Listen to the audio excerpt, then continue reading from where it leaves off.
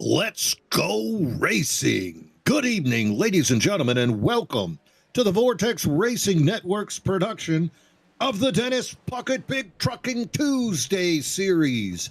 The Bonfire Racing League is live at Iowa Speedway for the Suicide Awareness and Prevention 120. Thank you so much to Kyle Lynott for his sponsorship of today's race and bringing a spotlight on such a noble cause. The 988 hotline is there for people in need. This is a reminder that awareness, connection, and conversation matter, both on and off the track.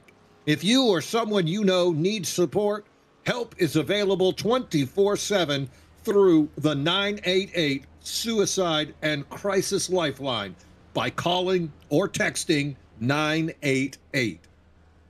The boys are here to do battle in race number 12 of our 13 race regular season. We're three wide in the booth today. Mean Gene Money, Zach Panzarella, Smoke, and Joe bringing you all the action as always.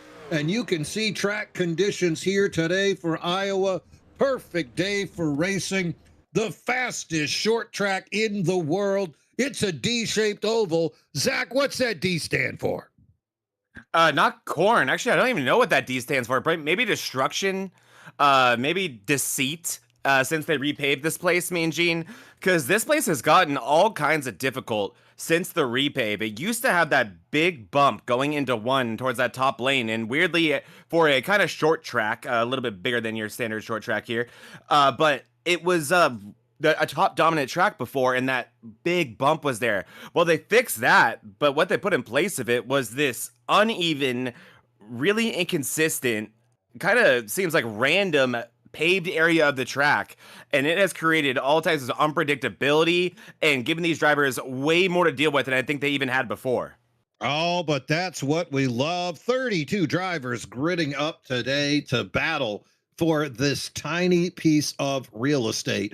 About a 0.875 mile track, 14 degrees banking. So we are lined up for some excitement. Last week, of course, the boys were at Michigan. We saw David Owens take the win in a super exciting finish, passing AJ Benish, who had just passed Joe Volpes. So leapfrogs all the way around leads us to what you see on the board here today. Playoff picture, no win and you're in. This is all about points.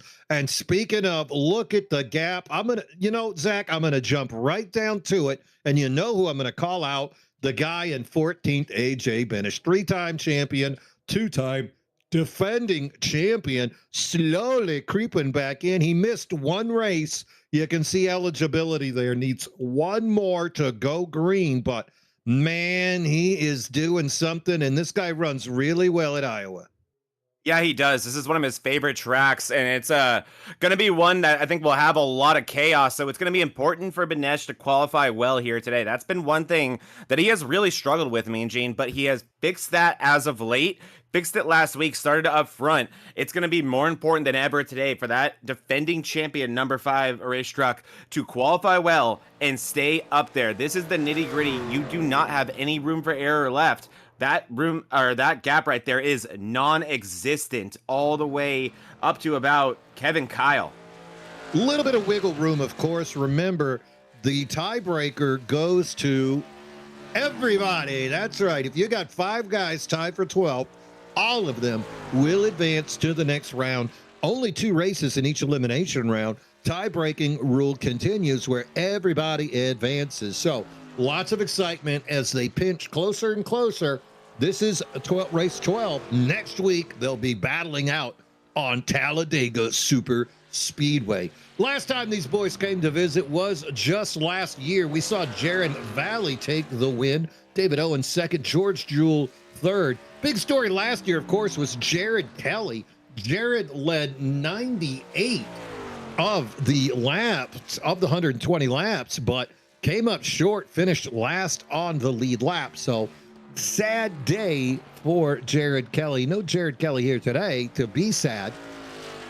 but plenty of other guys to get their hearts broken. Qualifying is underway. Fastest guy in practice was Joe Vulpes. Alex McWhorter, second fastest. Jaron Valley, David Owens, AJ Benish, all those guys right there up at the top.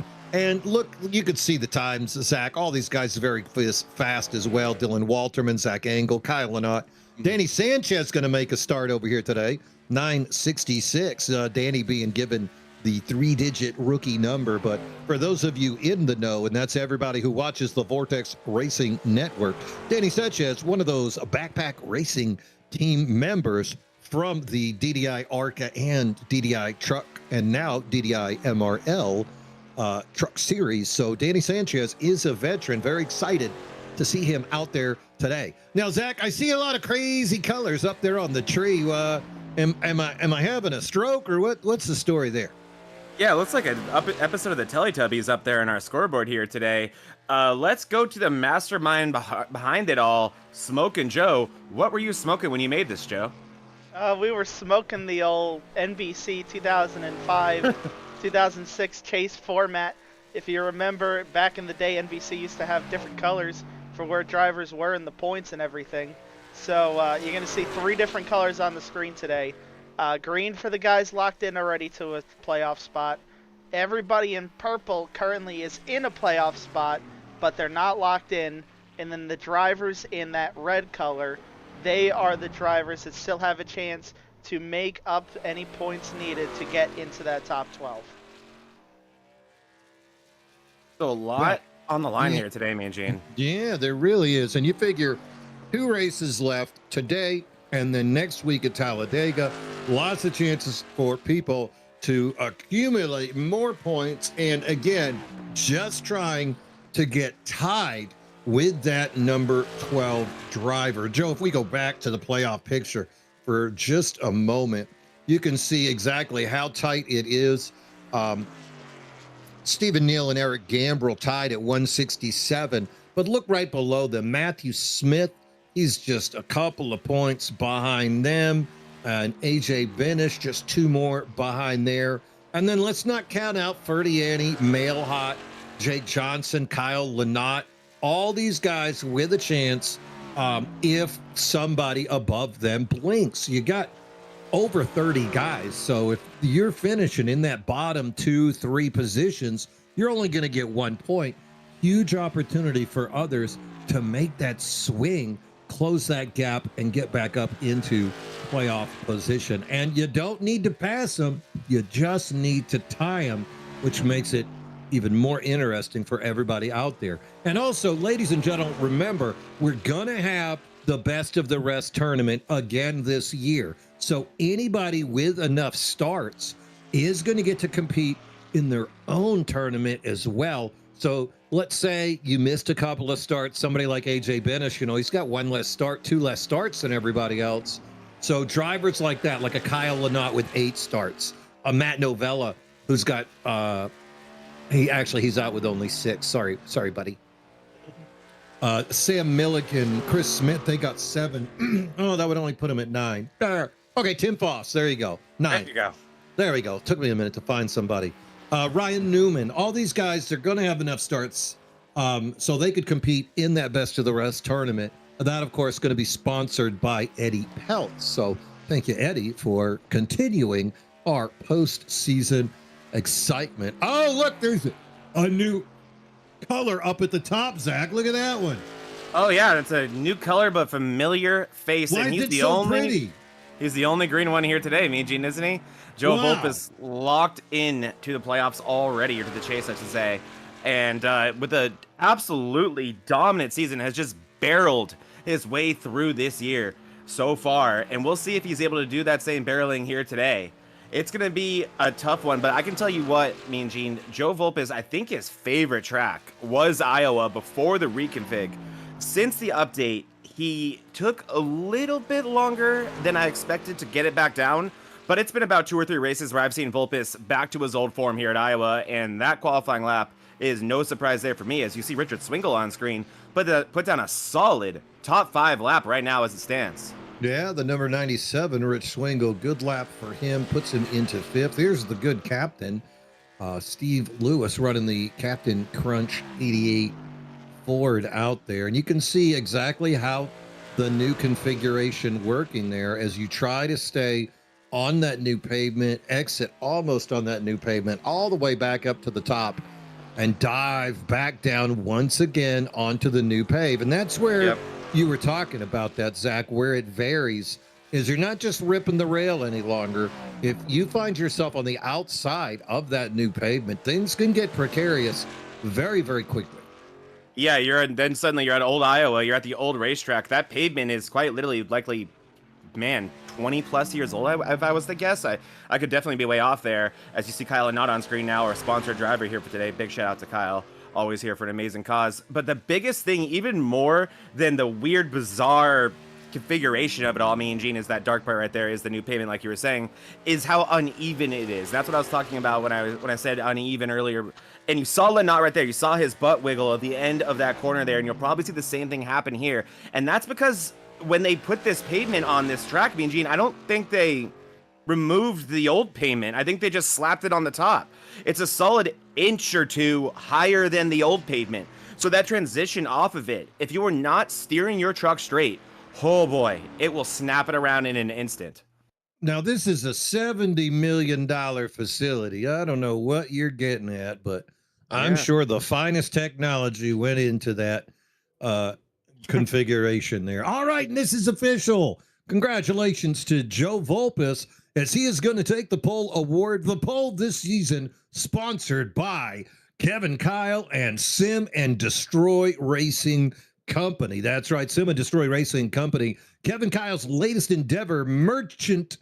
Get your merchandise from Kevin Kyle. Got those 100% cotton shirts and the large graphics that you love to see. You'll be proud to represent yourself out there. People will ask, where'd you get them? Those you like, you tell them where you got them. Those people you don't like, you can tell them where to shove it.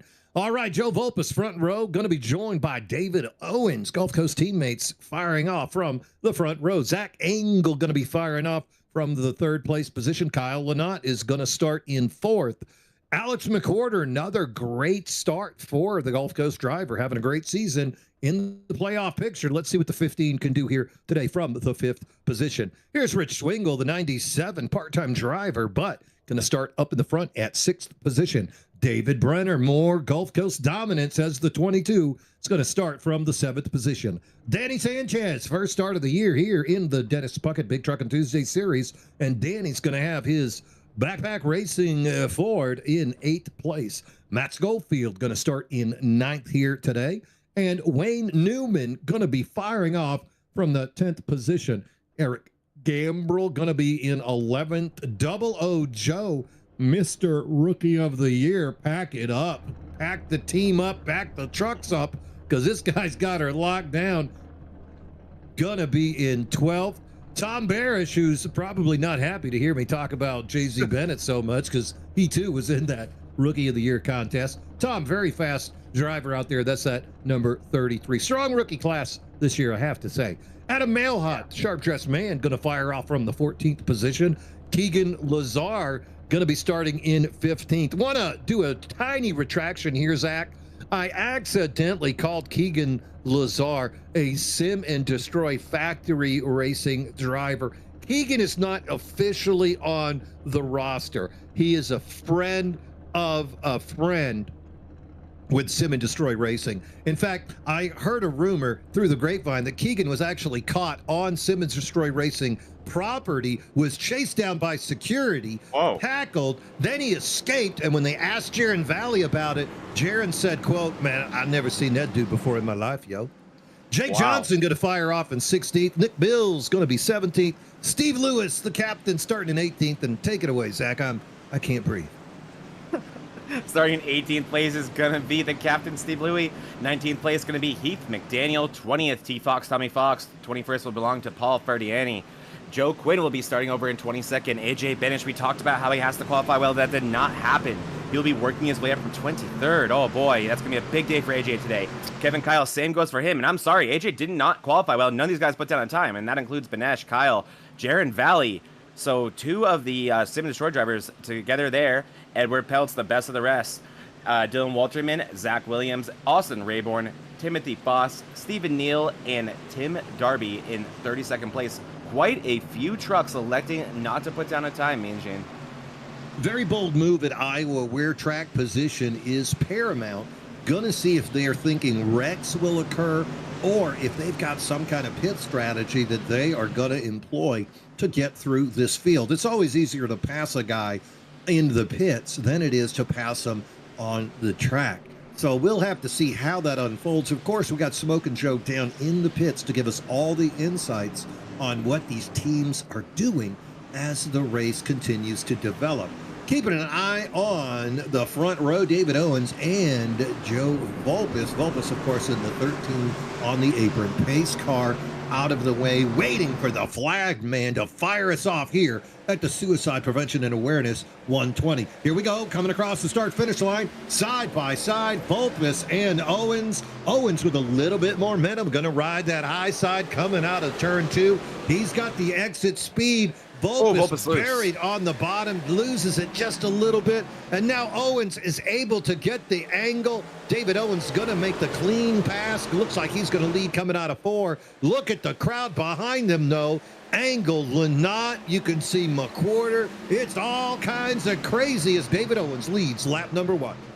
Brenner around into Sanchez. Oh, no. Yeah, that is going to bring out a caution, it appears. Just turned around just enough there. Oh, no. We got sideways. Looked like the 08 of Newman also getting involved in all of that insanity. Quick caution called here on lap number 2. Up front, Owens is going to be given credit for leading that lap, so he'll still have control once we get back to green. But let's take an eye on exactly what happened back there. Yeah, getting that pulled up for you guys right now. Looks like loose situations. Yeah, we can go ahead and pull that up. Smoking Joe, here we go. To keep your eye on the 62 is Sanchez. Brenner already loose here, though. So actually, I'm going to go a little bit further back, actually. Keep your eye on the 22 of Brenner here, Mean Gene. So that's Swingle on his outside. And Brenner going to dive it in. And he's just loose. It's right in that transition point we talked about pre-race. He tries to get there back up. It looks like he does, but very off pace. Looks like Sanchez may get sandwiched into him by Newman. Really nowhere Sanchez could go there, in my opinion. And around goes Brenner. That's what brought out the caution. These guys kept it straight, but some damage on the front end of Sanchez, the front end of Newman as well. Oh, and looks like the 35 going down the track there too.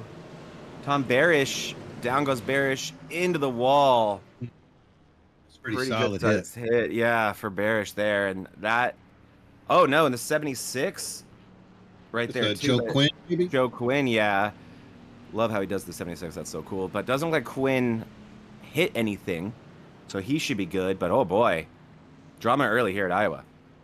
So a little bit of looseness there. We could already see the new pavement coming into effect as that diamond attempt. I guess that's what we can call that technique. Did not work. Got on the throttle a little bit too much, got loose. And then we see Sanchez and Wayne Newman all getting involved. As I look over at the pits, Danny Sanchez still in the pit, getting his ride looked at. I also see Heath McDaniel, the 990 as well, getting a look at. Looks like Tim Foss didn't actually make the green flag. Unfortunate there to miss out on 6-7. Tim Foss, big friend of the network and the league. Of course, Tim Foss, one of the Fire Water Tire Solution drivers out here with his daughter Madison. So hope everything's good over there in the Foss household. Missed you, buddy. We'll see you next time. Danny Sanchez back on the track, going to bring it around. Good. Will stay on the lead lap, whereas Heath McDaniel in the 990 still being shown in the pit for that extended stay. He will be your first truck a lap down. Up front, David Owens now has the pace car with its lights on. Got one more lap before we're going to go green. Let's take it over to Smoke and Joe for a little touch-up. So, you know, here we are on a Tuesday night. You know, I think it's any other day of the week, whatever. Actually, March 4th here, upcoming, is going to be David Owens' birthday, along with your captain, Steve Lewis. Both of them sharing the same birthday, March 4th. Wow. Big 3-0 for both of them. Happy for Did them. you hear that, Zach? David and Louie are twins. They are. I always thought they looked alike. Wow, thank you, Joe. I did not know that. Interesting stuff. Now they're probably fraternal, not identical, though. I think so, or it just changed somewhere along the way. Can't tell who's driving whose car sometimes. Yeah, I wonder where their first beer will be, though. Well, they're definitely going to get carded, a couple of young men. All right, pace car out of the way. Waiting to go green. Gets green on the track, and green is the story of the day. David Owens across start-finish line. Going to bring Kyle Lynott with him. Joe Volpis trying to get a little more speed. Look at him riding the top of that new pavement. Gets it to the quarter of Lynott. Great exit speed. Lynott forced to let off the throttle on that old pavement. And again, Volpis getting that great angle of entry, slides it right in front of Kyle. And look at the speed of Volpis now dipping down below Owens out here on turn 1 in lap 8. Ugly restart between the teammates of Volpis and Owens there. Not sure if it was a miscommunication or what went wrong. Volpis going a little bit early, and that's the whole reason why Lynott got beside him in the first place. And then Volpis just locked in. Checks out on Lynott, and then quickly, and I mean quickly, makes the pass on Owens and has already opened up a 0.3 of a second lead. That 13, man, doesn't matter where we go. Front of the pack again, Joseph Volpis. Hey, let's look at a little fist fight further back in the field. Look at the 97 of Rich Schwingle doing battle with Matt Schofield. Rich kind of being forced up a little higher than he wants. Finally, Schofield is forced back. Rich with the exit speed. Here's loose. David Brenner coming into the picture. Remember, Brenner got a little bit loose early on.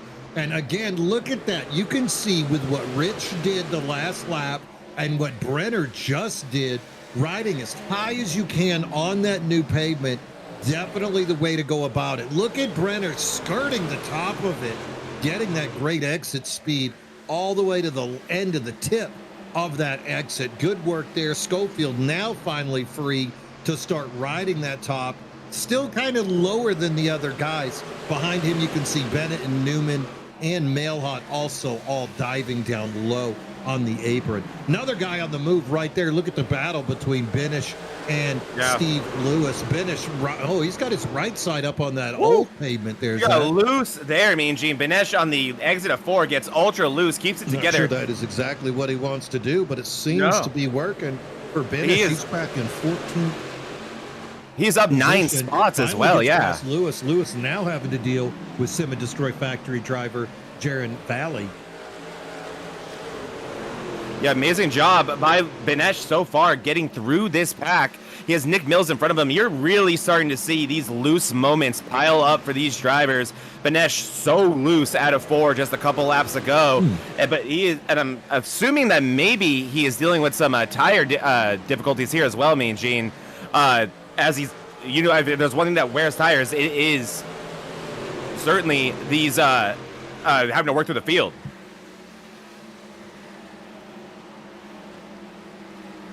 You guys got me? Okay, cool. Maybe, I know, it might be Jerry that has some technical difficulties. I thought he couldn't hear me, and I was like, oh no. I can't hear anything. Oh yeah, we can hear you, Jerry. Oh no. Yep, but on screen right now, oh man, you see Gambrel and Benesh mixing it up behind them. Another one of the Sim and Destroy drivers, Jaron Valley right there, mixing it up with all these guys. And yeah, you see Benesh right now in a Sim and Destroy sandwich, Smoking Joe. I guess come keep me company while we wait for me and Gene. Can you hear me now? Yeah, I got you, buddy. Oh man, I stepped right on the mute button. Oh, that's what you did. Yeah, stepped right on that before. bitch. Mine's at the top of my mic, and I always do it. I can't believe I did that foolishness. All right, so there we go. We're back on the track. You can see David Owens now battling with Kyle Lynott, Alex McQuarter, Zach Engel, all in that picture. this has got to be, oh, little wiggle. Ooh. It's got to be frustrating for the drivers knowing that you've basically got that one preferred line and you got to make a drastic move or capitalize on a mistake of the guy in front of you. How long do you put up with this before aggression gets the better of you? That is going to be interesting to see how these drivers prioritize that. It's going to be, I think, really about the trends of this race. We have this first run to kind of figure that out. We had the early caution, but so far since then, we have a lot of single file action. I mean, this track a little bit limited now in your lane choice, but also maybe trending green. So it might be time to dial it back and save that stuff. Or what I always like to do, Mean Gene, I always say this, if you want to find out what your tires are capable of, do it now. Don't do it in the second and third run of the race. You're right about that, because it'll give you that freedom. Also, depending on the tire wear, if you want to take a chance and just take those right sides. And time to recover if it goes bad. Exactly. There's a nice action right there. You can see Wade Newman doing battle with Jaron Valley. And, oh, there it is. The 0-1 going to take a dive down. And here are the two lines. That higher line is feasible.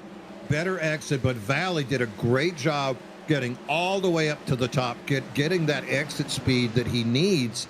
And now there's the mistake. There's the Newman not on the newer pavement, and that finally allows Valley to make that move. So there is two lanes briefly in these turns, but you really got to make it work. And I think the guys that have that late apex and can ride that second lane on that new pavement are going to have a huge advantage. Yeah, I think so too. It looks like it might be less input. Interesting with Wade Newman too, if you can get me like a good shot of that front bumper, Joe. Wade Newman, one of the ones, there we go, that did not fix the damage, that he was involved in that incident between Brenner, Sanchez, and this driver right here, Wade Newman. Sanchez electing to fix it. I think it was far more drastic for him because he has not made any forward progress, still hanging out in the deep 20s. Brenner looked like he got away with the best of it. He has moved forward, and Newman has damage that looks similar to Sanchez, but he is fighting through it, and I think that may have another thing to do with why he's struggling so bad, as you see Mills look to his outside. Also, looks like Austin Rayburn, that number 31 Chevrolet, going to be shown 3 laps down at the moment, so tough break for Austin. Yeah, so he's trying to make it up, and I got the 411 from Heath McDaniel's team. Heath switched lanes at the very beginning of the race before he crossed the start-finish line. And he didn't get the Carson Hocevar, it's okay, buddy. Instead, he got the, you need to serve a black flag under green. And with the lap times here of 24 seconds, you can imagine that put him in a big hole immediately. So 990 of Heath McDaniel still running, but that is a costly error. Let's go back to Newman real quick. That was an interesting line that they ran last time. Newman and Benesh battling this out. Yeah, there it is. Benesh taking it a little bit. That last time through 3 and 4, it didn't work, Mean Gene. But Newman, he tried it, and I really commend him for it. He started on the old pavement, and like you talked about, it kind of opens up there on the exit of 4, and he waited until that moment came, and then he got back on the gas. He wasn't able to keep the truck underneath him, but that may have had more to do with the damage.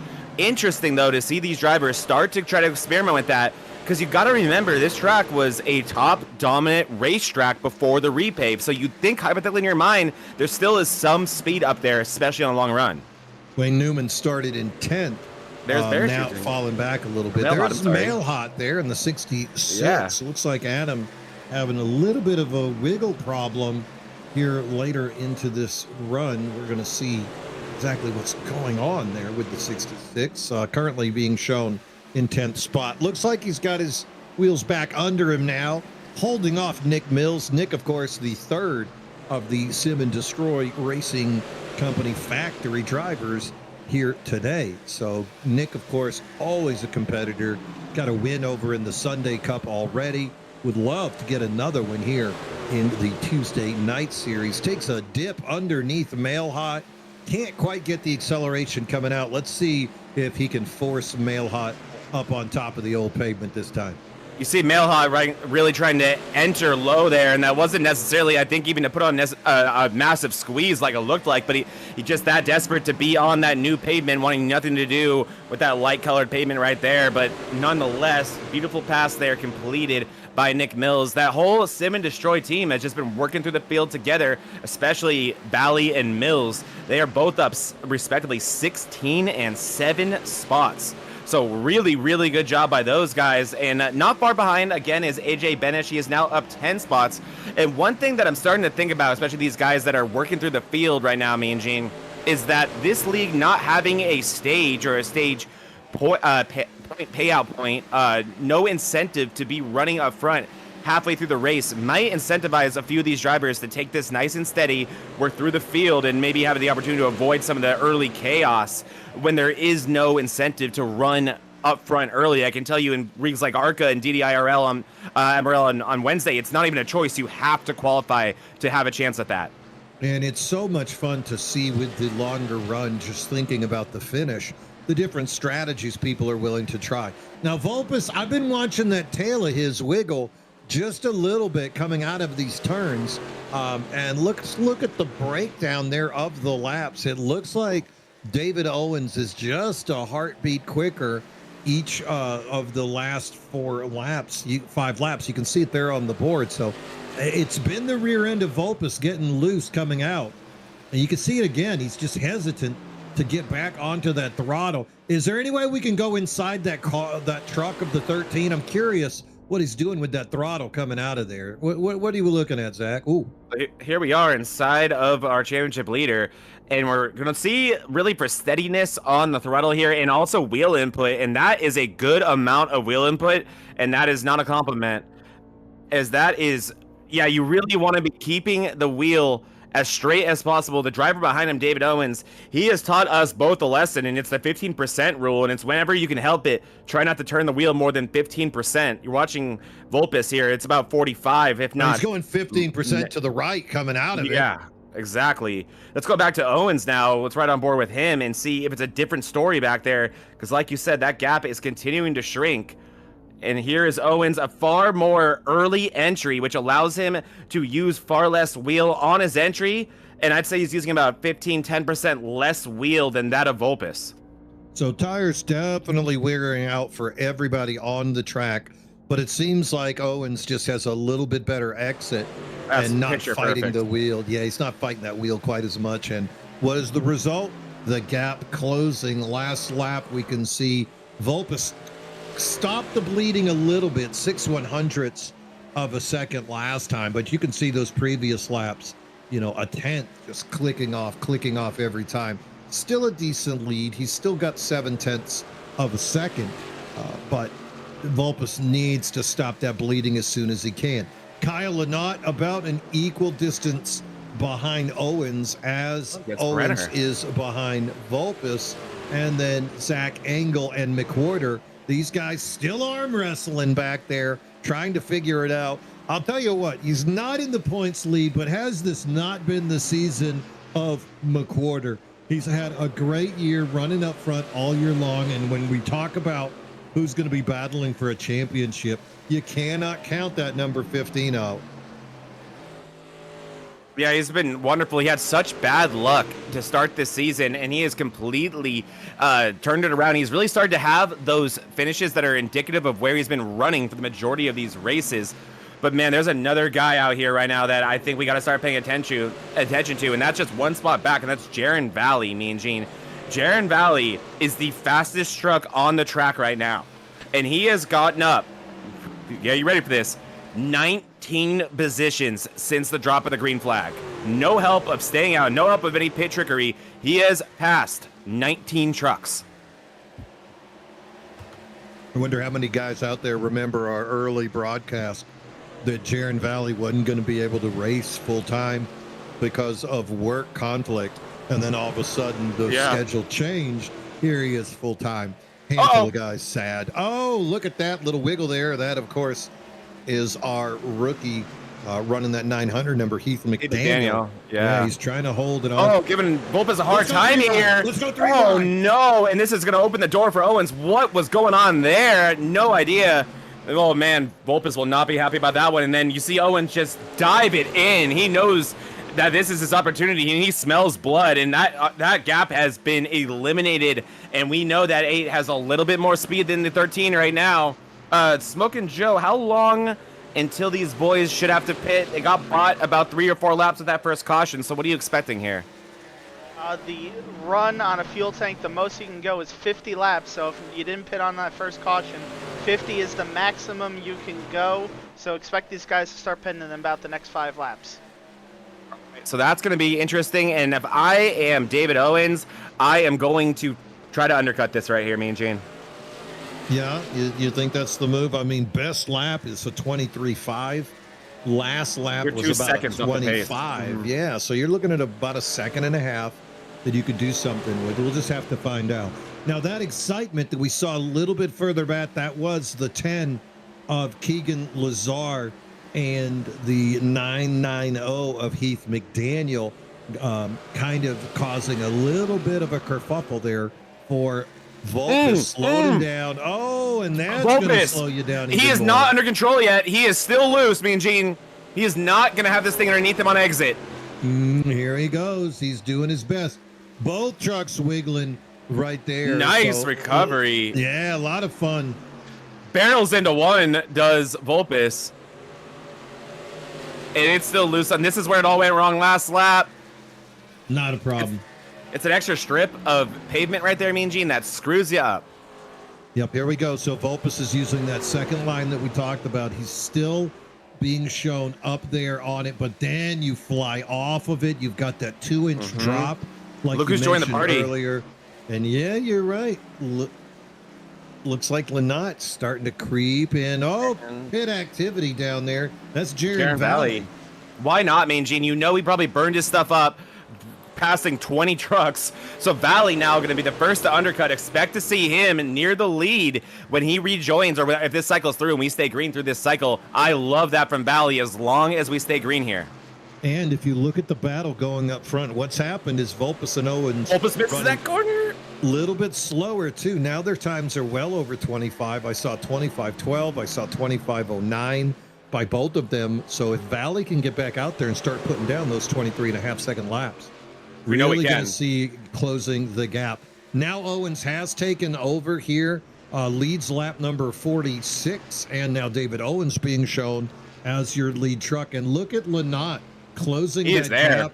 He is. He's 0.3 of a second faster than what Vulpes did last lap. That lets him close the gap. And look at the closing speed coming into those turns. Meanwhile, more action back there. You can see the 76 of Joe Quinn. This hits the wall. It into the pits. Oh, Vulpes. Then he taps Lynott. Lynott wiggles, but still gets that entry there into that bottom part of that new pavement. And now you have a new second place. So I imagine Joe Vulpes, after leading all those laps, probably thinking lap 50 cannot get here soon enough. He's gonna come now. He's coming in. Here he comes. Yeah, I anticipate 4 tires going on to that number 13. I was going to say, Mean Gene, I can't believe he hasn't yet. You might as well. It's a no-brainer to me. If you're the 13, you are wrestling that truck around the track, and you've lost the lead, and the undercut's right in front of you. Take it. So here we go between Owens and Lynott. But yeah, the one thing that Vulpes can't afford is a caution right now. And I just announcer jinxed us. What did you do? Blame Lazar. Oh, I'm telling you what. Zach Panzarella's up here with the voodoo doll and just stuck 11 pins into the number 10. Oh, my word. I had to make it fair. Vulpes was dominating too much. All right, I got the replay of this one.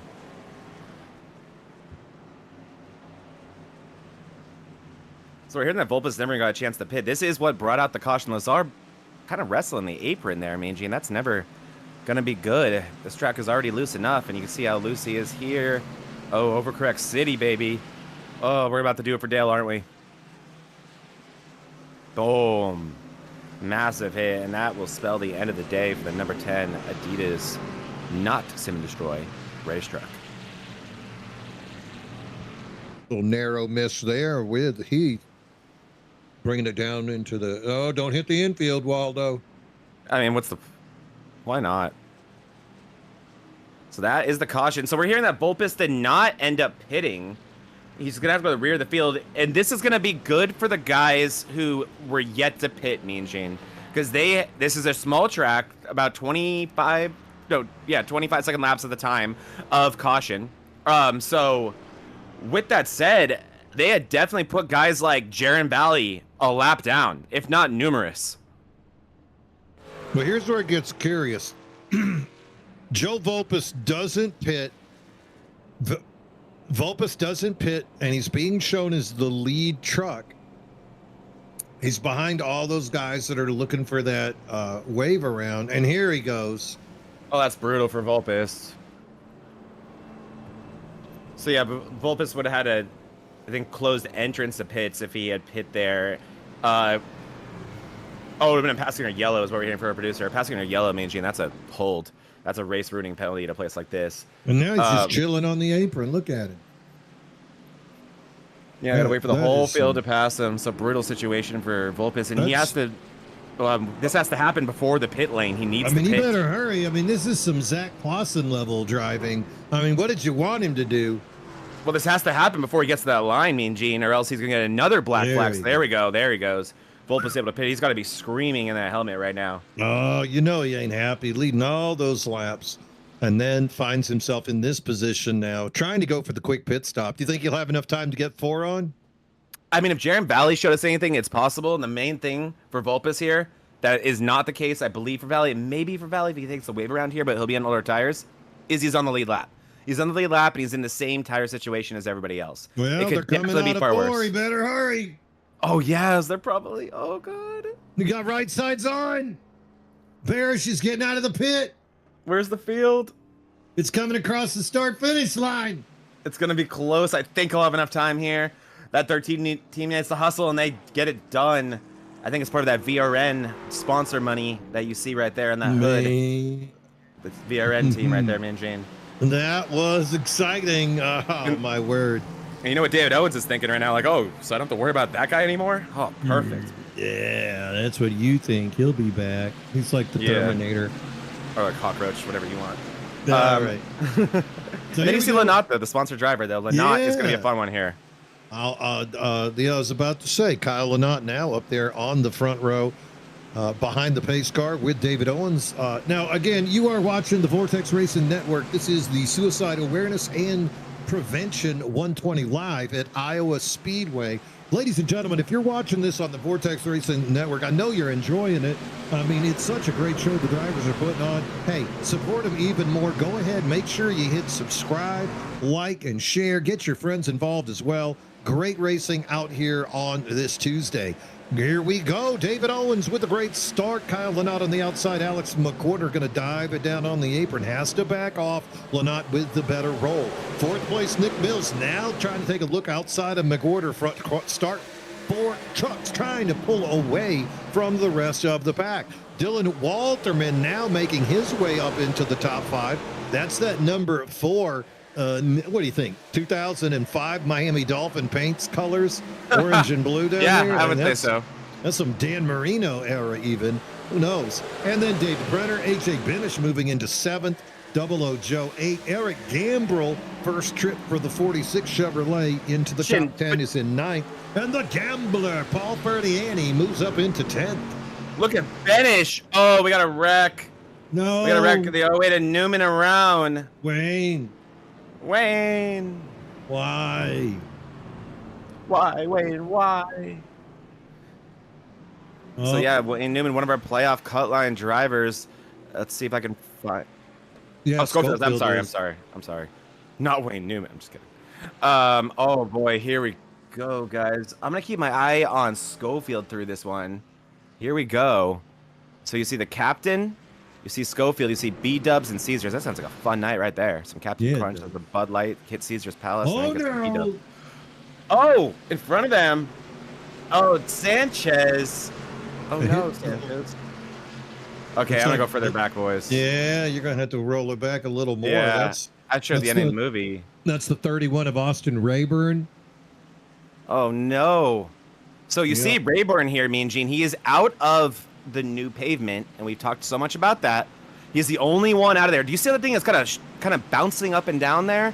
So unstable. Look at how loose that 31 is, but look at Sanchez too. Sanchez also very loose, as is that's Jaron Valley. Oh, that's so unfortunate if Valley gets cut up here. But that is that old pavement for you. Down comes the 31 right into Danny Sanchez, right into Jaron Valley. Oh no. And so Valley may have gotten away with one there. And but Rayburn big didn't. hits for the 31 for Rayburn. Schofield gets, Schofield Yep. lifted up in the air, but not in the cute way. Nope. And Wayne Newman looks Newman into the wall. pow, go right in the kisser. And then you see Joe Volpis like, what's going on here, driving through this. And Zach Engel as well. And man, Mean Gene, next time you went to me, I was going to talk about Jaron Valley. I was going to say that the two drivers who really the one who got the best of that to me was AJ Benish. He was there fighting for 7th place, as we saw. But the one who by far got the worst was Jaron Valley, and that just got worse. I am not exaggerating. I think he may have the fastest truck out here, and he has nothing to show for it yet. Well, so we got another pace lap here. This is a great opportunity for us to give a shout out to one of our great sponsors, Kevin Kyle with KK Woodscapes. Hey, you got a need, he's got wood. That's a great catchphrase as well. Here at KK Woodscapes, we only work with the finest woods, the finest tools. We sand the wood here at KK Woodscapes. We stir the paint with a wooden stick here at KK Woodscapes. And then we brush the wood with a wooden brush here at KK Woodscapes. And when it's all said and done, we have these perfectly manicured nails. Put the plaques in the trophies, in the envelopes, ship them to your box, and on your way to you to commemorate your special day. Got wood, KK Woodscapes.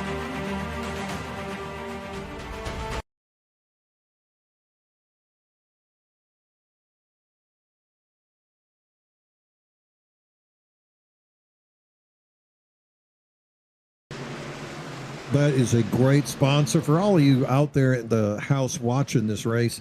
If you're trying to figure out a nice reward for a championship trophy, individual wins, any kind of rookie recognition, add KK Woodscapes to your Rolodex. This is a guy you want coming into your league, helping you memorialize all those epic moments that you and your friends are putting together here on the asphalt and the concrete of iRacing. Also, you play a little fantasy football, nobody can make a championship trophy like Kevin Kyle. Waiting for the pace car, away we go. David Owens with a pretty good start, and then momentum kind of died in that number 8. McWhorter and Lynott behind them. Lynott on the apron. Great run there by the 988, firmly in second. McWhorter running third. Nick Mills now gets to the door and now dives down to the apron. Mills trying to put that move on McWhorter. McWhorter not going to give it up. Gets back to the quarter, almost to the door, into the wall. Nick Mills said, oh, hell no. And that was the end of McWhorter trying to get up there. Dylan Walterman now running in fourth behind Nick Mills. And Alex McWhorter is going to return the quarter pounder favor. The McQuarter pounder coming for Nick Mills. That was a good one. Oh, man, big move there by Walterman. Just slams the door on McWhorter. McWhorter has got to be thinking right now, what do I have to do to make these guys drive me with any respect? Because McWhorter just getting eaten up right now. But Nick Mills, a man on a mission. He is out here driving for his fallen brother of Jaron Valley, who has, clearly Kevin Kyle has put some special sauce in those Sim and Destroy race trucks here today. Those things are hot rods, as you see Nick Mills quickly trying to put up a fight here for Kyle Lynott and the race leader of David Owens. And you can kick it back to Kevin Kyle as well. Good move right there. He passes Zach Williams there on that last lap. Now he's moving forward, got Eddie Peltz in his sights. Right behind them, or next to them, you can see Jake Johnson as well. That's that number 32.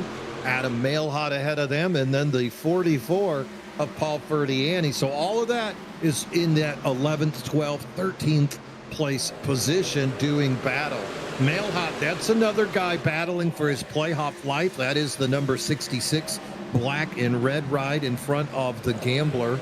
Those guys all wanting to get as good of a finish as possible, as they're right on that edge of elimination. They need to come through with that top 10. And the day they're having, they could all accomplish that. Rich Swingle starting to fade just a little bit. That's that 97. We saw him up in the top 5 earlier, and now Volpus he's and coming into Peltz. the grasp of these fellas. Check out Volpus, Peltz, and you got the 89 of Williams involved in this one as well. Kevin Kyle just cleared Peltz. Peltz really trying to make that inside lane work, which I think could, but what I'm not liking about that Sevens line, Mean Gene, entering far, far, far too low, putting too much pressure on those tires, asking too much out of that wheel to turn that truck through these really, really flat and steep corners. Right behind them, look who's rejoined the party. Jaron Valley will not be denied in that Sim Destroy race truck in the 01 right there. And then you see Volpus, after that horribly timed caution, trying to come from that. Oh my goodness. You see how Valley there hits the wall and goes all the way to the bottom of the racetrack and then try to follow around Volpus. But there is Peltz figuring it out, doing a great job on the top there by Mr. Best of the rest. Yeah, Zach Williams, Stephen Neal, all in that group. New leader, there. Kyle Lynott. Got him. Kyle Lynott taking the lead at his own race. The 988 leads lap number 67, and now trying to hold off Owens from returning. And look at Nick Mills slowly creeping up just a little bit faster than those two guys. He'd love to get back up there. And then behind them, you can see McWhorter and Walterman having a good battle for 4th and 5th. This thing far from over, and now AJ Benish coming into the radar picture as well. It's kind of like a tropical storm off the coast of Cuba. Will it move into the Gulf? Great job there by Walterman holding that bottom line. He was so loose, Mean Gene. The camera angle I was looking at him in, he was nearly wrecking. Amazing job by him. But we know we have the battle of the Newmans. I mean, Ryan Newman not here today to take part in that battle, so we have to do a new battle. This is the battle of the colored chrome right here. Is it teal, or is it just that, or is it green, really, the Miami Dolphins green, or is it blue? What chrome color is better? And right now, Alex McWhorter suggesting his is. Well, as a guy who went to his senior prom in 1989, I assure you, neither of those colors are teal. Yeah. Wow. You wore teal to your senior prom? It was the color. It was the color of the prom. That was. Was it the tie or was it the suit? Peach and teal were the colors of my senior prom. Peach and teal. That's a combination I've never thought. I'm gonna try that in a race car. No, man, I wore a white tux with blue cummerbund. And, I mean, you were prom king, so you had to. Yeah, I wasn't prom king. I was on strike. I was very angry. And look at this battle right here, Paul Ferdiani right there. Look at that with that B-Dubs looking paint scheme, but it's not. It's the Third Man Records new scheme here for Ferdiani. Really good looking scheme. I think there's some chrome on the edges of that number. That's a gorgeous scheme he's got there. But Volpus to the inside of him. Volpus doing a phenomenal job barreling through the field here after that early misfortune. And he is all the way here up to 12th place. So Volpus again, Mean Gene, this guy, you said he'd be back, and he's almost there. Yeah, you can't get rid of him. He's got such a huge lead in the points. He's had such a smooth year. 11 starts, 11 top 10s. Valley. Gonna be hard to keep that guy from doing what he wants. But the guys in front of him battling for their playoff lives. He's got to get past the 66 of Mailhot. Rich Swingle having the ride of a lifetime. 00 Joe, Eric Gambrell. None of these guys are going to blink, so Volpus is going to have to get in there and do it the old-fashioned way. Maybe a front bumper, maybe a little bit of the old dooring. You never can tell. None of that really in Volpus's wheelhouse. More of a guy that's just putting down great laps. But here he is, so right in the thick of it. Going to have to change his driving style if he wants to change from riding around in 12th. Yeah, Volpus takes a lot of pride in how clean of a driver he is, and he should. Consistently among the least incident points in every series he's in. And a lot of Volpus's, I want to say past fortunes, a lot of his wins have come like mine of just staying out of trouble and being one of the guys there at the end to win. This new Joseph Volpus is far more dominant, but he's kept that clean driving style, and he hasn't made any enemies along the way. And I'm sure he'd love to keep it that way as he has locked himself into the playoffs. He's the only driver here who's done that. Don't forget that. So Volpus has technically, Mean Gene, less to drive for than anyone else out here besides more KK Woodscapes trophies. And we know how much Joseph loves his wood. But you got to keep that in the back of your mind in this race. There it is, Mailhot off of the new pavement. Gives look at that this position there. Meanwhile, Oh, look at this. AJ trying Gambrel. to improve his 5th place position, but Brenner, Walterman, you can see Gambrel on the outside, and then Double O Joe creeping up into this as well. You might be wondering who was the fastest last lap. That was AJ Benish out of this little group that you're keeping an eye on. But Brenner and Walterman was a little quicker. I think he's closing on Brenner. But if you keep making those moves like we just saw and they don't work, that's going to draw you straight back into those other trucks. And what you said there about AJ trying to move forward, interestingly, what I'm seeing here, me and Gene, as you actually go a little bit before them, actually, you see McWhorter actually completes a pass on Mills. So McWhorter continues his push forward. What a drive from that 15. But let's go back to Benesh real quick. He was in 5th about 20 laps ago, but you know who was in front of him was Walterman. Walterman is the one that's really, really trying to hold on here, and is probably very eager to throw a new set of tires on that race truck. But the ones I think we should be looking at right now in terms of really moving forward are David Brenner and Eric Gambrel, two guys who we have not talked enough about today. No, Brenner, he had to battle back. Remember, he was involved in that first caution, taking the damage back into 6th from his improving over his 7th place starting position. And then Eric Gambrel started 11th, currently being shown in 4th. Now, all these fellas did pit back on lap number 50, taking tires as well. And as Smoke and Joe said, you can run about 50 before you got to start making those decisions. So lap 81, got about 20 more laps until that decision has to be made. And we are running till lap number 120. So question is, if you come in, take fuel, you only need 20 more laps. You take 2, right? Do you take 2? Because that is only a 40% run. That's going to be interesting. And one more thing that I can't believe, pull up my camera real quick, Joe. I want to show you guys something that I can't believe we've seen more of. So we haven't seen more of, I'm sorry. This is David Owens, one of the dominant drivers today. Watch this, guys. This is the front stretch. And this is anything but a straightaway. As you see Owens right there graze that wall, that happens so much typically at this IOA, especially this new configuration. It feels weirder there. But you saw Owens there. That will kill your momentum pretty bad. This is one of those sticker walls that we like to call them there. But you saw that there with David Owens. And I think as the tires get older, we're going to see more of that. So I think also to compound that too, I think that's another reason why, as intriguing as 2 tires has to be with only 20 laps left to run, if you pit that late, gosh, I don't know if this is the racetrack where you want to try that. Well, if your name isn't David Owens or Kyle Lynott or McWhorter, you might have to try something special to get up there and get past them, because that Gulf Coast racing team is just looking impenetrable right now. Boy, this is a common sight, huh?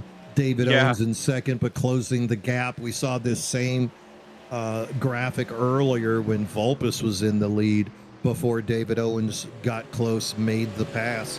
And now we see the same statistic duplicating itself. Ooh, little wiggle by Owens, but it's that same statistic. Now, these guys up front, they are accustomed to winning. Yes, they are. You got Lynott in the lead, who already has 1 win on the year. You got David Owens in 2nd. David's got 4 wins in 8 starts. Do you know how many MRL wins he has? That's MRL. Do you know how many wins he has there? Because Patrick Calgill is making a stat sheet. No. 83. Wow. That is quadruple 2nd place. Wow.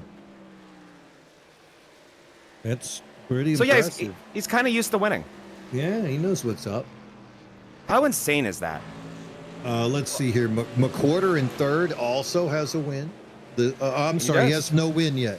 He won last year. He hadn't won this year yet. Could be today. You could have just told the future here. That 15 is lights out fast here, me and Gene. But one guy who I think we weirdly are not talking enough about is the sponsor of this race, Kyle Lynott. What a job he is doing right now. Lynott is really, really impressive. He is losing time to Owens. If we could see that same breakdown we saw with Vulpes and Owens earlier, that would be awesome. Yeah, there it is right there. You could see it's not as consistent as it was with Vulpes. You saw with Vulpes every lap, Owens was closing in. Lynott has it. He has a way to not let it happen, but he's probably having to push really hard, Mean Gene. And you're so right about Owens and how this is repeating. And I've said this a million times when it comes to David Owens. When I pass him early in a run, I'm never thinking, oh, cool, I have a really fast race truck. I'm thinking, oh, God, what's he up to? You know, interesting strategy choice out there is Zach Engel. Zach Hitting early on 85, so really did the undercut. But if you do the math, he'll get the 50 laps. So Zach by far, should be done pitting, but he's a lap down. If something was to happen right now, he'd be forced to stick with those tires for the final run to get the wave around. And here comes Valley into the pits, and it looks like, oh, all of Semi Destroy. Nick Mills as well. That's a really fascinating one. But exactly what you just said, Mean Gene. This is the nerve-wracking time, and I think Angle, Smoke Control, where was Angle running? Or do you know, where was he running when he pit? So looking back at the data, he was running pretty much in the middle of the pack. He was one of those guys that got caught out from the early pit stop. He hadn't really recovered as much as Jaron Valley or Joe Volpes had to that point. So I think he did the undercut to try and make up additional time. So here's what I'm thinking with that, Mean Gene, is someone like Angle running mid-pack. If you're Lynott, you're David Owens, you're not McCorder, you're not looking at that in your data. You can't see it on your data. It doesn't matter to you. It's out of sight, out of mind. However, Nick Mills is something they see. Nick Mills is running in 4th place. Your spotter may tell you that. You see that in your relative. You have data that tells you that. I think that might compel Lynott and Owens to run this thing dry. Keep him a lap down for as long as they can. And the second you see Nick Mills unlap himself, if he's able to on track, which I don't think he will be, I think I'm seeing him I think he's like right in front of him. So I don't think he will be able to, but if he was able to, they'll pit that next lap, Mean Gene.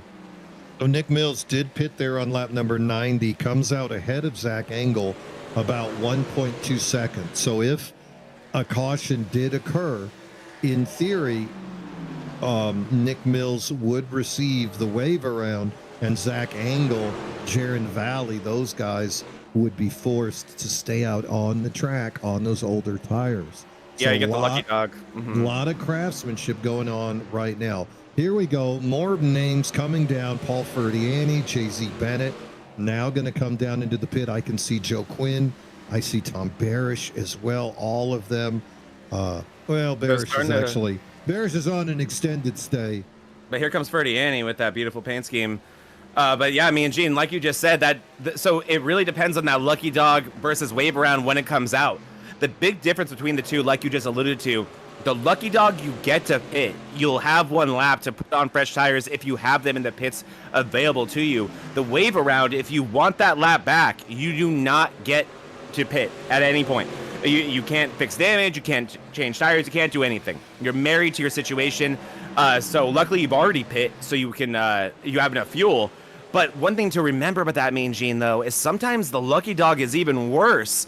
If it happens early in a run, don't forget with the lucky dog, you have to start behind everybody, behind the wave around guys a lot of the time. You are in the rear of the field, lucky or new tires or not. You are at such a massive disadvantage as Lynott brings it down in the pits. Lynott and Owens are two leaders going to pit.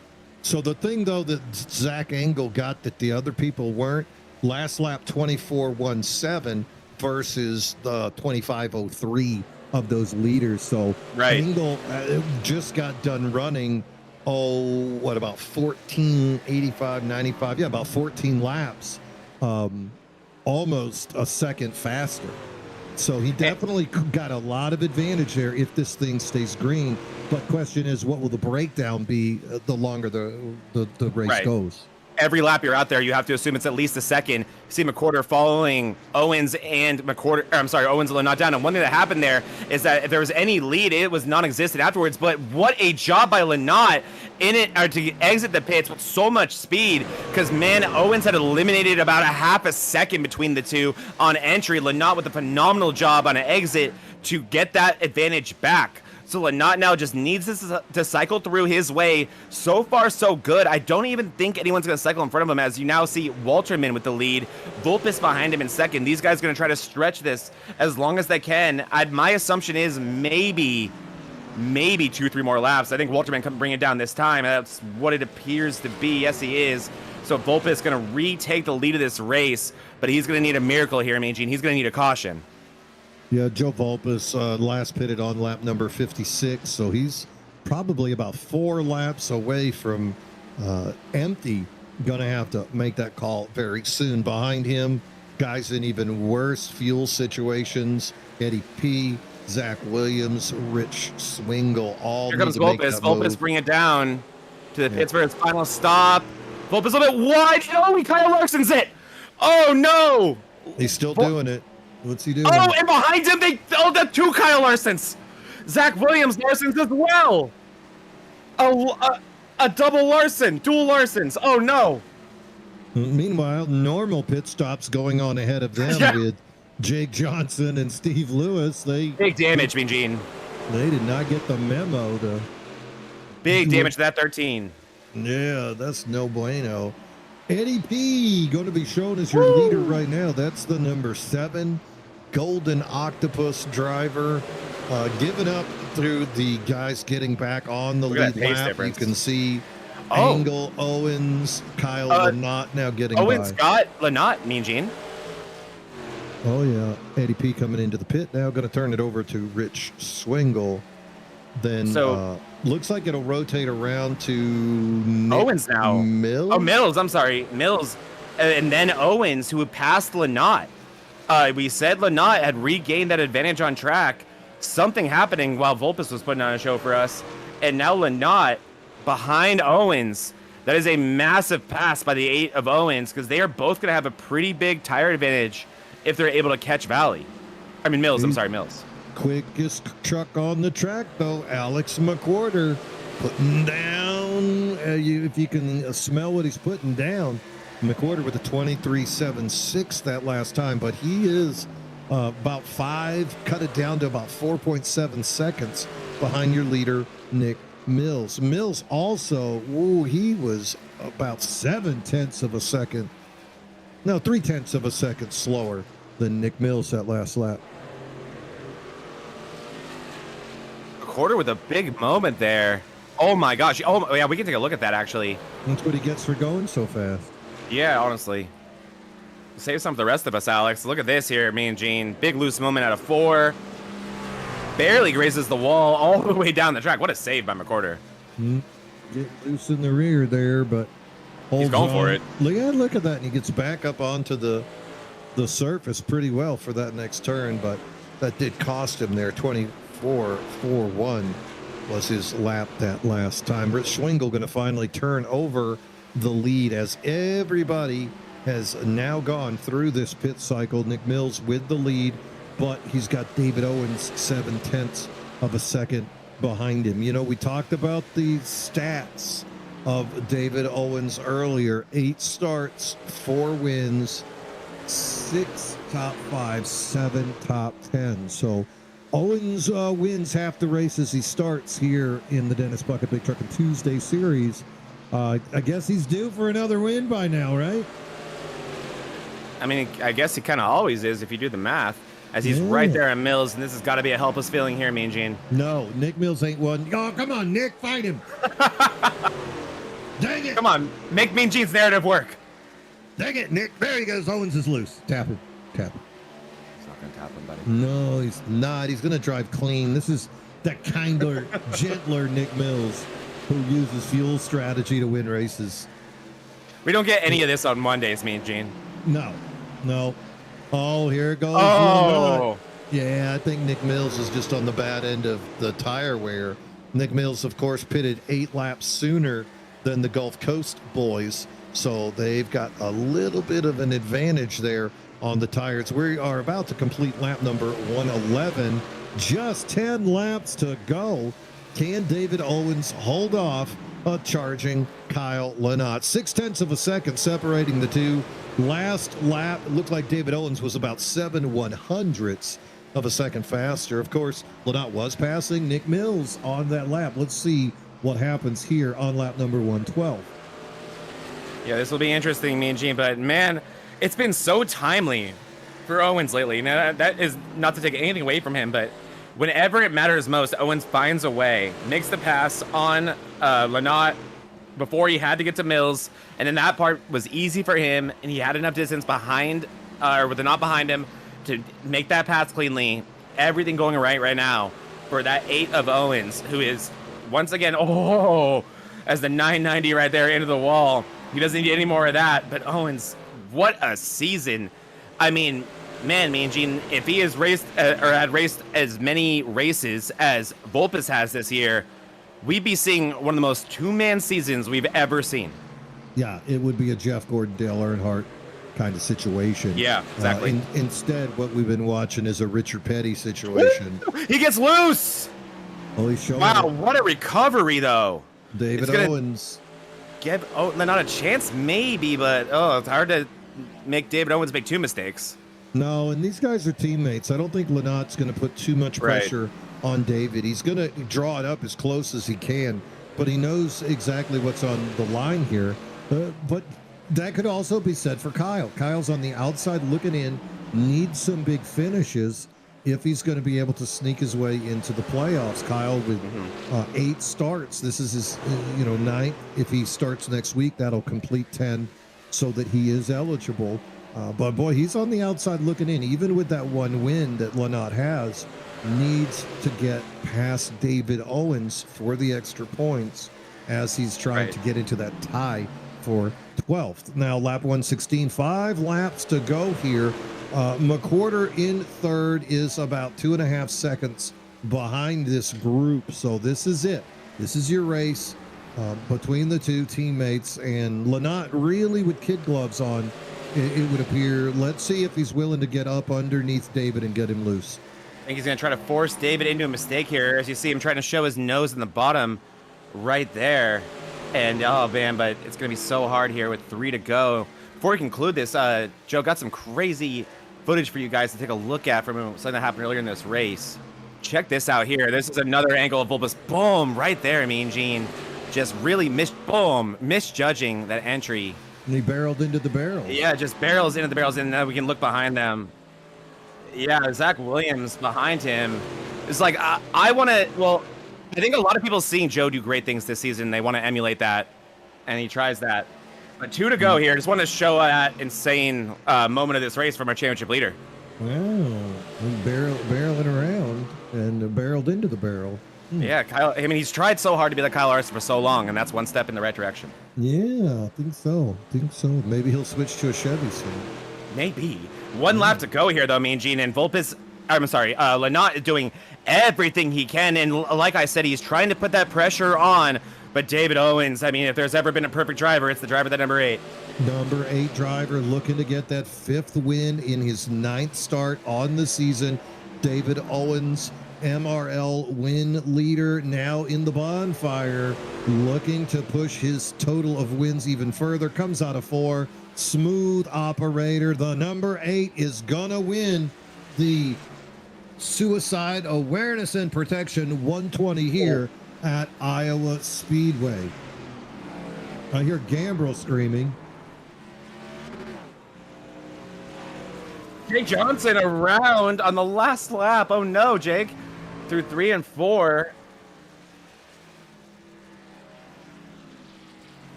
Interesting. And then Louis didn't know he was racing, so he apparently let a few cars go. Great finishes all around the field that I'm seeing here. But amazing win for Owens again. Yet another for that number 8. Lynott, the race he sponsored. Oh, man, that's becoming familiar here. I think the last time Lynott sponsored a race that I got to cover was over Miami, and I think he came in second on that one too. But Kyle Lynott putting on a show in this one here today. Alex McWhorter and AJ Benish in 3rd and 6th, Mean Gene. I know this one's got a sting because they both had fast trucks. Same with Nick Mills, but those are the runs they needed. And how about Jaron Valley recovering for 5th? That's unbelievable. And look at all the color coding awards there in the tree. You got purple, you got red.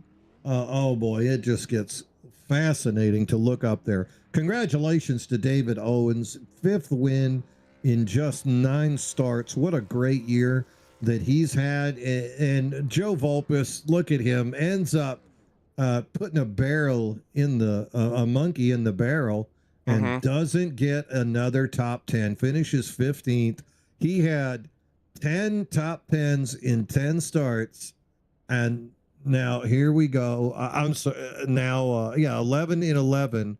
And now here he is, race number 12 at Iowa. The monkey jumped out the barrel and right on his back. And right into the front end of his truck. Yeah, not what he wanted to see. But, when you got that kind of lead, at some point something bad might happen. Hey, why not have it happen now before the playoffs? And now Joe Vulpes ready to go with a clean slate. Of course, Talladega next week. So fun times on the horizon for everybody. Let's go ahead and look at those race results really quick there. Congrats to Owens and Lynott McWhorter joining them on the podium to make it a Gulf Coast sweep.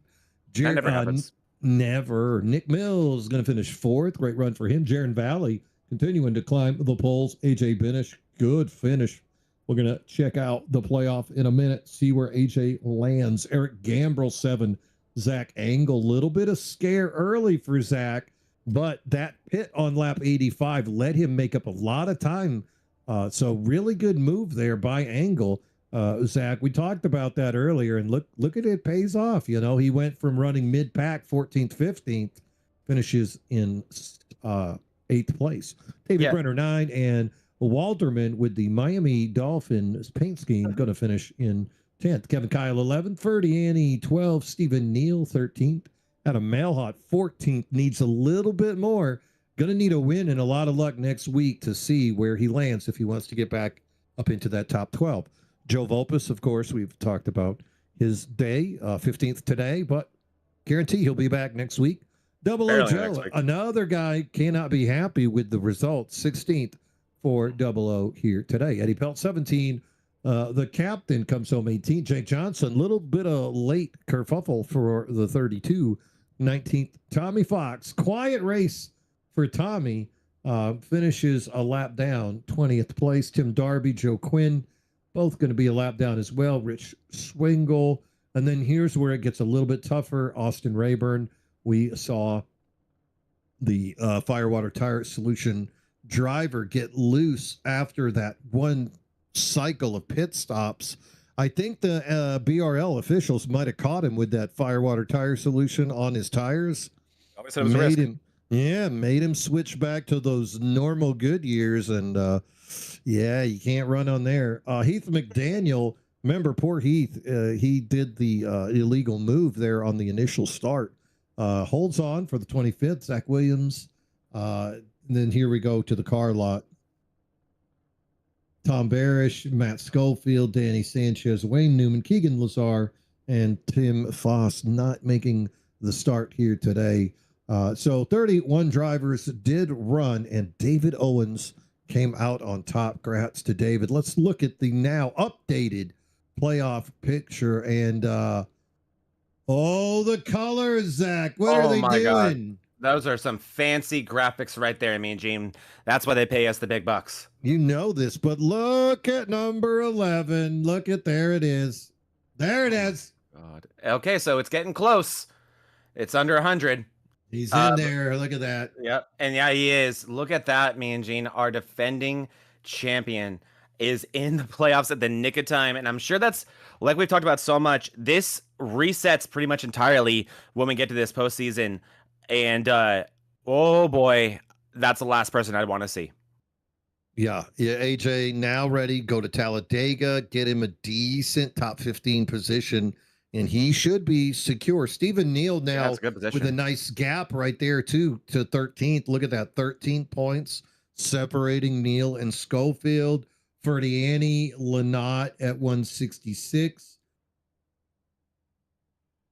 I think what's interesting about this, Gene, is I think it's going to really dictate how a lot of these drivers, especially towards the cut line, which is what we're talking about now, especially with all that beautiful green, is I think it's going to dictate how you approach Talladega now, right? I think if you're Benesh, you go into this race and you're thinking, oh my God, I don't want Talladega to seal my fate. Benesh is such a technical driver. He's the type of driver who doesn't like super speedways.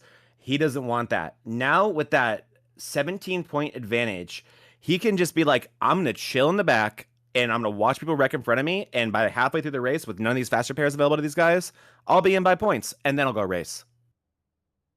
As long as he doesn't get last, he should be fine. Exactly. You know, same thing though can be said. You know, a 30-point swing is possible here. Oh, it is, and someone could win me, and Gene. That is big here as well, and that takes out a lot of points. They get the 38 points or whatever that is, and then let's say you crash and you get 1. So 30 plus point swing is still available. So you could go all the way down to mail hot. Matthew, my screen is a little blurry and I'm a little bit blind. So Matthew Smith 105. Yeah. That is an interesting name. That's the most I've ever seen in terms of numbers. If you squint your eyes and look at that last name, it is really fun to watch. Oh. Is that an H? Yep.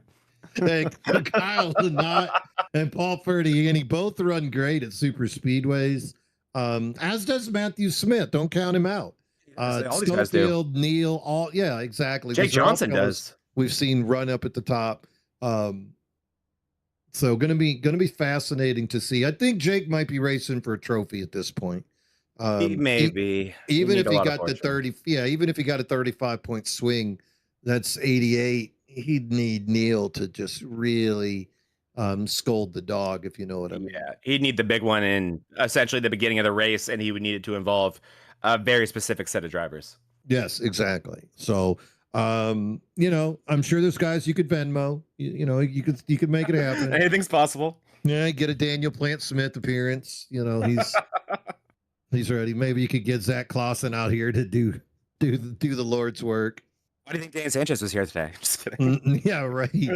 Poor Danny. Where did Danny end up finishing? Let me go 29th. He actually had a DNF. So look at Danny. That second wreck took him out of this one. I hope he comes back because that is not what to expect with Danny Sanchez. Stage winner just yesterday over in the DDIRL at Richmond. So a track somewhat similar to this. Danny Sanchez is a very, very good driver, a very clean driver. Hoping to see more of him and hoping to see him full time next year. Yep. And remember, the guys that don't make the cut, they're going to be battling in the best of the rest tournament. So still a KK Woodscape trophy on the line, still reputation and bragging rights for everybody. They're going to want to make their great start next week, Talladega. And of course, Talladega will be sponsored by Plus EV Paints, Paul Ferdiani's livery company. You can get a sweet paint job from Paul Ferdiani and Plus EV Paints, as they will be sponsoring the super speedways. So whoever comes out on top between Daytona and Talladega, I believe, actually it's not Plus EV Paints. I think it's the Crown, right? Plus EV Crown. Oh, the Crown. So yeah, you get the Crown. You get a nice hat. I'll take that too. I mean, Ferdiani today with a gorgeous paint scheme, like really using minimalism to perfection, not too loud, which I struggle with, but just such a vivid, eye-catching paint scheme.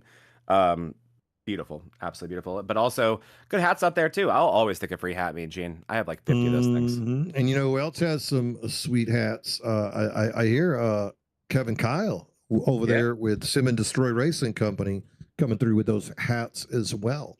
So great racing here today. Gonna wrap us up from Iowa. But yeah, I tell you what, if you like what you saw, please subscribe, like this video, move us up that algorithm, share it with your friends, and you can be part of the Vortex Racing Network family. You just watched our Tuesday night programming, the Big Truckin' Tuesday series.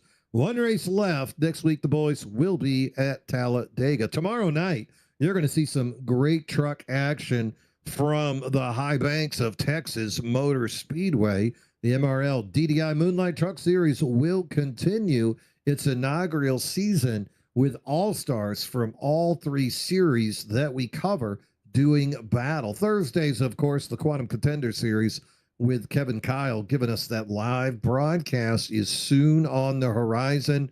Sunday is the Premier Cup Series for the Bonfire Racing League. Week 3 just around the corner. That league still taking recruits for just a couple of more weeks. until you get ineligible for the playoffs. So if you got a 2K I rating or less, this is a league for you. David Brenner, Joe Volpus are your admins.